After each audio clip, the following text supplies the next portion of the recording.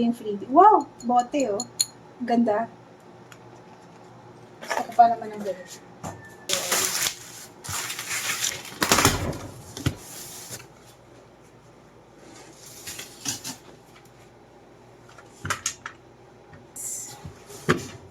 Okay, nabili ko na rin sa wakas ang aking pressure cooker na gustong gusto.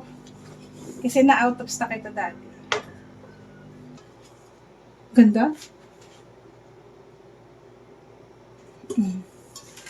Sobrang kapal.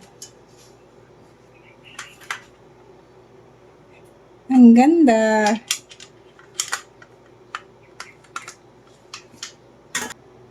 Heavy duty. Mas mabigat pa dun sa dati kong pressure cooker na mas malaki. So, alam mo maganda yung quality niya. Ayan yung. Tsaka ano to silicone. Made of silicone. And then this one. Wala ka na halos gagalawin dito, alam ko eh. Ito lang gagalawin mo. Turn yung knob. Oh. Ganda rin nung silicone niya, oh, ang kapal. Tsaka saktong-sakto. It's so beautiful. Ano, pagkapasok mo pa lang na ganun, kumakagat na yung rubber niya. Ganda. Wow.